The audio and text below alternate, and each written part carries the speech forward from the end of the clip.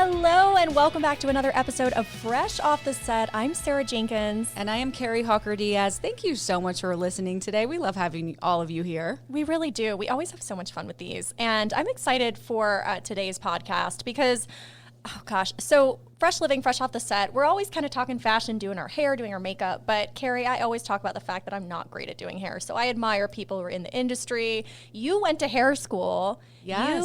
Your hair always is on point. It looks beautiful. You're nice. It's smoke and mirrors because it's like a lot of hairspray and a lot of product. But yeah, I went to hair school when I was 19 before I got involved in the industry and before I started auditioning for things. And it's really hard. Yeah. I did it for a little bit after that. I have people in my family. My mom did hair. I have a couple cousins. And so I thought, hey, it's, interested me. There's a lot of chemistry to it when you're doing color. Right, yeah. You're on your feet all day long, It's especially physical. when you're doing shampooing at the bowl. You're just leaning over and your back just hurts. It can be really hard. So I spoke with Emily, who's the founder of Salon M, and she has a really cool story. She's such a kind person, but we talk about what inspired her to open up her own salon, which she did just this year, and how that's going, how she creates those special bonds with her clients and creates an atmosphere of support with her employees. And she's just really cool. I love that. Yeah, she's so inspiring. And I love when you hear these stories of people who maybe didn't have the traditional trajectory and they discovered what they wanted to do a little later in life or did something else first. And anyone who can do hair, I'm just in awe because It's I hard. struggle with a brush or, a hot curling iron. But it is hard, but there's so much more to it. Like you said, the physicality, the science, and then biggest, I think, maybe the social aspect of Sure. really relating to clients because you're like a therapist. So it's a really good listen. Yes, absolutely. Should we, speaking of that, give it a listen? Let's do it. Okay.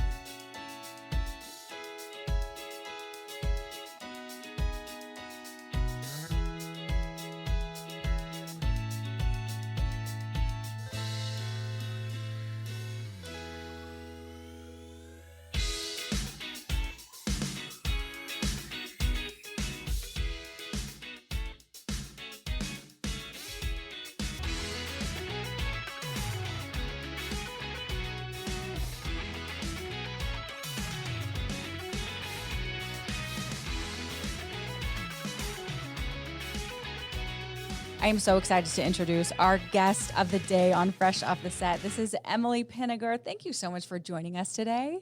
Thank you. Thank you for having me. You're just gorgeous. You just have this you have this glow, this warmth about you. So I'm excited to chat with you. You are the founder of Salon M. Let's just start with, tell us about your entrepreneurial journey. Why did you want to start a business? Well, I've been in the industry for 32 years. So you started when you were what, 3? Sure. During my young years, growing up, I always knew that I wanted to do hair. I would actually go to the beauty salon with my mom and I would sit in the chair next to her and I would twirl around, and I'm sure I was that really obnoxious little kid that came in the salon that's pulling the drawers open. But anyhow, I just always knew that I wanted to do hair. So I started my journey a senior in high school. I went to beauty school. And I have done hair all 32 years. So while I was raising a family, I actually opened a salon in our home, and we built a couple different homes. And the last home that we built, it was more of a spa-like type home. And at this point, my kids were growing up and older, and they knew that that was mom's business, not to come downstairs, right? I had a totally separate entrance, and things really started to grow once my kids started to become older. And I kept going back and forth. Should I go work into a bigger salon and just exit the home? Or should I just open my own salon? And every time I would talk about it to other people, I really got discouraged. And people were like, your age, why would you do that at your age? You're not, you're older, And so it kind of put me back a little bit, going, okay, I'm going to just keep doing what I'm doing. And honestly, it was a really big blessing to be able to stay at home and have a salon in my home while I raised my kids. Motherhood's really important, but at the same time, I was able to have that outlet as well. So fast forward several years, and I unfortunately went through a a divorce, and my ex-husband was awarded the home. So I didn't really have a choice anymore. The home where the salon was. Okay. Yeah. So he got the home, and I had to start looking elsewhere and trying to figure out what I was going to do. And so I went to several different salons. I salon hopped a little bit because I knew that I needed, I knew what I needed. I knew that I wanted what I wanted. So after salon hopping a few times, I finally found my little niche for a few years, and I became a manager at the salon that I was working at. And while I was managing, it just kind of opened my eyes to what's out there, and more kind of a vision of what I wanted to create. And I started dating a guy, and he was a retired dentist. So he obviously entrepreneurish, just kept saying, you can do this. Put your age aside. It doesn't matter. You're That's awesome. right. Yeah. We like him. Yeah. Yes. Yeah. You have the experience, let's do it. Make it happen. So I started doing a lot of research and got in touch with somebody to kind of be my mentor as far as writing a business plan and all that. And I pulled the plug. I did it. Proud of you. So proud of you. That must have been so hard to, lose the home where you had, you built your business and have to kind of like start over. So when did you officially open? We opened just this March. Okay, of 2023. Congratulations, Emily. I'm so proud of you. That would be hard. Thank you. Just not knowing. Just even starting a business. That's just, starting a business, the unknown of what goes with it, the unknowns of life, but it's worked so far. We even threw crazy in there in March, and I've kind of had to learn, like, you're going to have roadblocks. And I was engaged for over a year. And we just kept pushing our date. Okay, well, after the salon opens, we'll go get married, right? And you know how construction is. It's done. You add 3 years, basically, to whatever they tell you, right? Yeah. So we finally just set the date, and we said March 3rd. We'll be in Hawaii, and we're getting married, no matter what comes. If the salon's open for a week, then we leave. So I had already had my team in place, and we call each other our hair besties. Love and that. I just told her, I'm like, girl, I'm out. If it comes March 3rd and we're open, I'm leaving and I'm getting married, and I trust you with my salon. Week one. Week one. So it happened to be that we left for Hawaii. We got married March 3rd. We came home March 6th, and we opened on the 10th. It was totally crazy. Next week. Good for you. You just want to do it all at once. Well, did you face any challenges? Of course, are there any that you can mention on the road to opening up the business? To opening, I think my biggest challenge was, and still kind of is, as a business owner, is trusting the process. It's hard opening a business, especially when you've really never done it before. But you have to kind of trust yourself and trust the business. My husband's favorite word to me is relax. It'll work out. I think we all need to right? like that word a little more. Yeah. And challenges they come, and you just have to say, okay, it might be a roadblock, but we have to find a way around that roadblock. One thing that I would say has been a challenge is letting go and giving others a little bit of my workload, because I seem to want to do everything. So delegation. Sure, because you feel like, well, if I don't do it, it's not going to be done right. So you just want to be able to trust people, which is good, because then you can relax a little bit. Use that word, right? Right. What are the joys of running your own business? Oh my gosh, there's countless joys. One of my favorite, though, is watching my team succeed. It actually brings tears to my eyes. Yeah, seeing my team grow and prosper. The world is hard. We live in a hard world, and just watching my team come in and get new clients and just be so excited about their success. one of my girls came running in the other day, and she literally did all but a cartwheel. And she was like, I just love you, and I love my job, and I love my clients. And just seeing their success is my biggest joy. I feel that from you. You can see that we all want to work for someone like you where it's your success is defined by our success, and you really feel that through your words and your emotions. That's really special. Emily, that's really cool. How do you build speaking of your team, a supportive team? Any advice you could give? You know what? In the salon world, and I'm not saying just the salon world, I'm sure a lot of work environments, you can get that cattiness and that negativity. You have to, as an owner of a business, you have to be very selective of who you're hiring. I not only am selective with personalities and who's going to bring the right vibe in to our environment, as well as their knowledge and their experience of what they can do. But I always say that I can bring somebody in who can vibe with our salon, and if their skills aren't 100%, I'm an educational salon. I'll teach them. So we can learn together. But I've also told my team, and this is my experience in the past of managing, if there's drama, you're out. We don't do drama. We have to have a safe environment to work in. I want my team to be able to come to work, walk through the doors, and feel like it's their second home. I want to create that, and I feel like I have created that environment. I want the girls or guys, whoever work with me, to trust me, and then to be able to trust each other. Well, and I think that ends up being also the clients that come in end up trusting you because you're basically people's therapist. Let's be honest. Oh, seriously. I've worked in a building before where there was a social worker across the hall, and I'm like, look, I'll just will these people in after they tell us everything, and you need to fix it.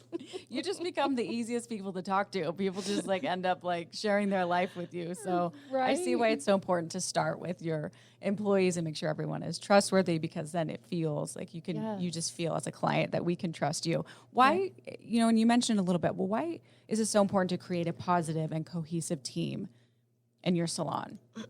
Well, it's important because we're there almost as much as we are at home, if not more, during the hours that we're awake. So if you have that cohesive team and that environment, not only does your team work and feel happy and want to be there, the clients feel it when they come in. As a matter of fact, I read one of our Google reviews recently that said you can feel it when you walk in. They're happy. They want you there, And I feel like if I have that team that walks in ready to work, and then it's going to project onto the clients, and the clients are going to be able to, like you said, trust us. Yeah. Yeah. Well, then that probably contributes to your success, wouldn't you say, Completely. after that? Absolutely. Yeah.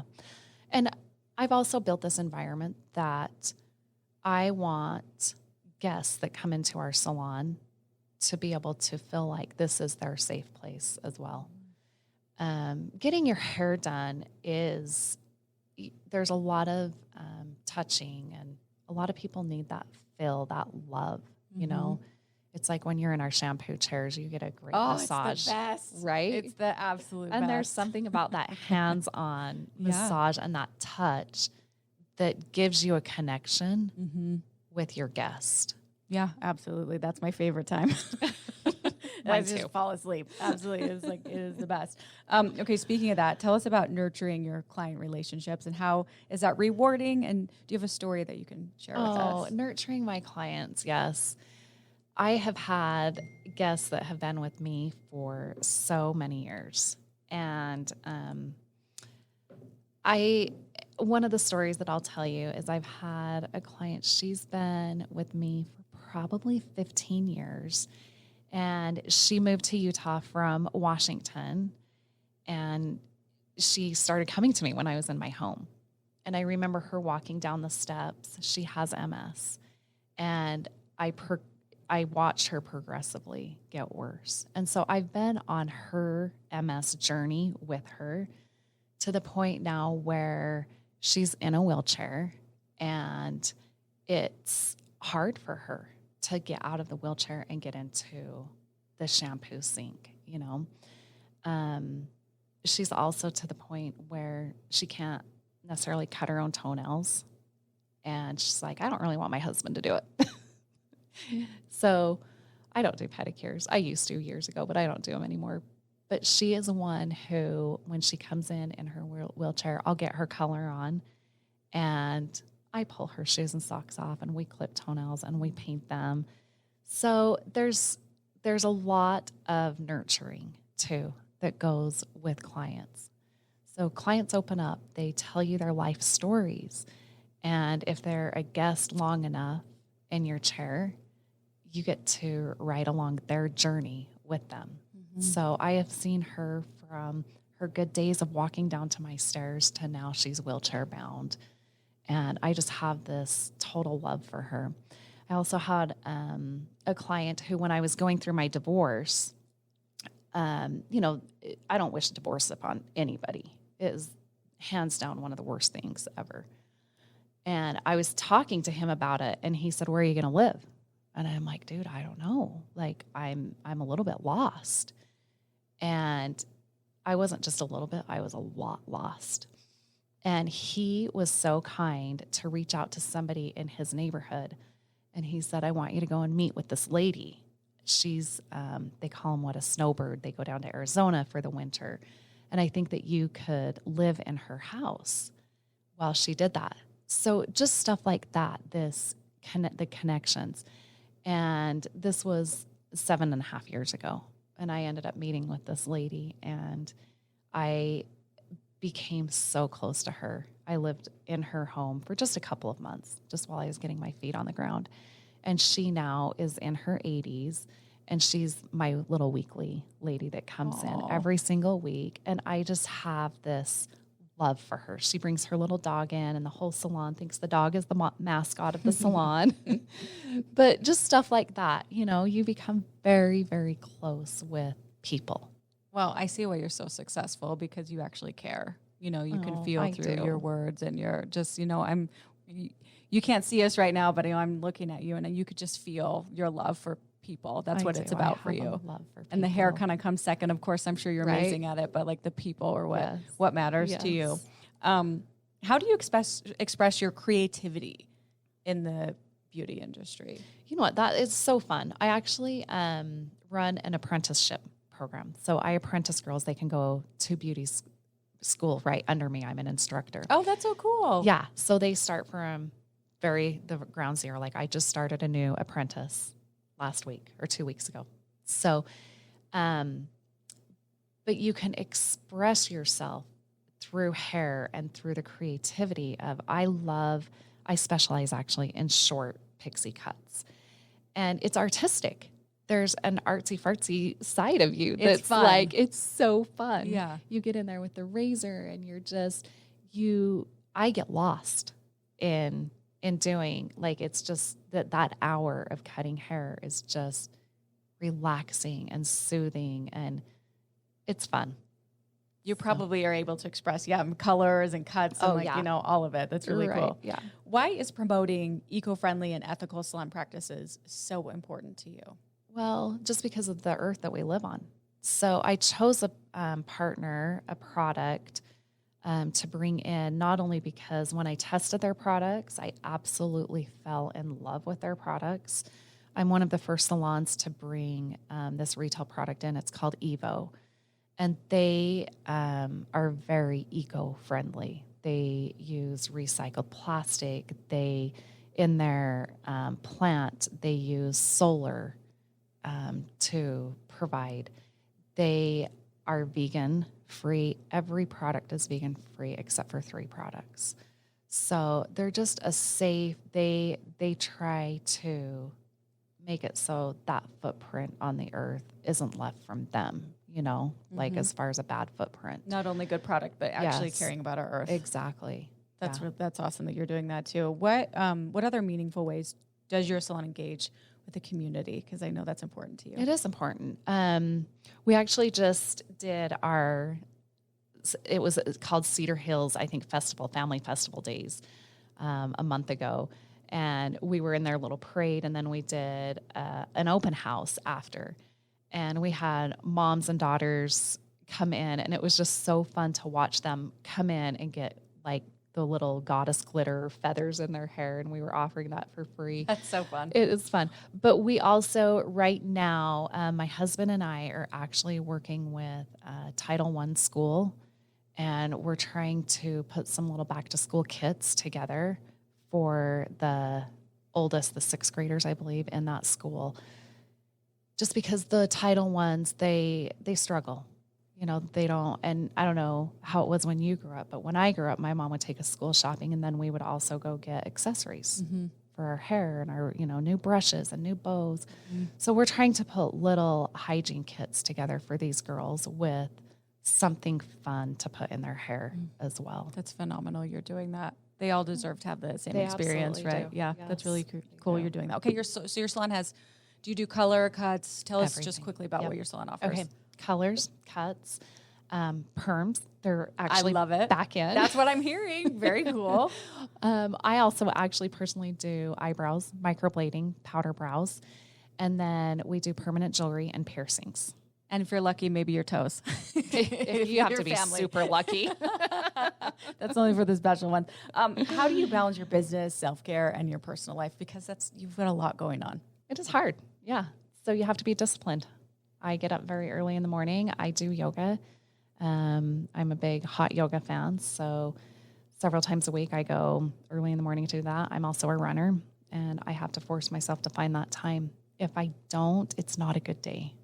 So that's super important to you. So you're it is hot yoga exercise, first. hot yoga, and running. Yeah, those are my outlets. Well, if we can all have your energy and look the way that you do, I mean, maybe that's the key, you guys. We got to get up and do hot yoga to look amazing like Emily. You're Emily, so nice. You have been so fun to chat with. We really appreciate you talking with us. If we want to, we're going to get to the Fresh 5 in a second, but if we want to book an appointment or come see you, where can we follow you? SalonMsweets.com, or if you want to hit our Instagram as well, SalonMsweets. Okay, amazing. Okay, are you ready for the Fresh 5? Yes. Okay, she doesn't know these questions, people. These are they literally are Fresh 5. Okay, first one. What is making you happy right now? As in right this moment, or like in my life in general, Just right anything this that second? comes to your mind. Yeah. You know what? My new marriage. Oh, that's Yeah. right. Brand new. Yeah, brand new. Congrats to that. He's a She rock is star. smiling, guys, if you can't hear it. She's smiling. What's his name? Steve. Steve, she loves you. What's one of your favorite movies? Well, you're going to think I'm crazy, but we don't go to movies. We Okay. don't watch TV. I don't, it's not that I don't love them or don't like it. I just don't have time. She's busy. She's doing hot yoga and running a business. And I would rather be outside on my bike or hiking or something than watching a movie. However, we did see a movie last week. What did you see? Sound of Freedom. Okay. Yeah. Okay. And it just brought a lot of awareness that we all need to be aware of what's really going on in the world. Sure. Okay. Yeah. Okay. Well, she's outdoors, people. I like that. Okay. It's brunch. Emily, what are you ordering? I intermittent fast. I'm learning a lot from her right now. This is good. Okay. So maybe not brunch. What's your favorite place to visit? My favorite place to visit. Oh, that's hard. You know what? One of my tops is Cancun. We have a place, a timeshare down there. I love Cancun. Cancun. Yeah. Amazing. And you're having a late night snack if you're not intermittent fasting. What is it? What is your go-to snack? Oh, my go-to snack. Probably nuts with a few chocolate chips in there.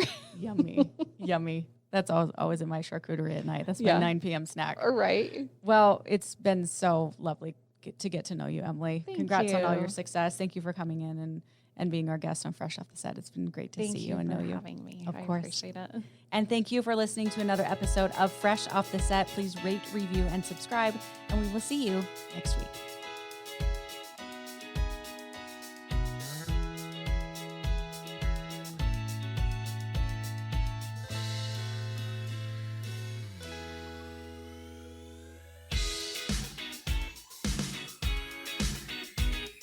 Congrats, you made it to the end. If you want to continue to freshen up your day, you can watch us on Fresh Living every weekday on CBS Channel 2 in Utah at 1 o'clock. You can also watch us on our YouTube channel, KUTV Fresh Living, and follow us on social media. We will see you next week.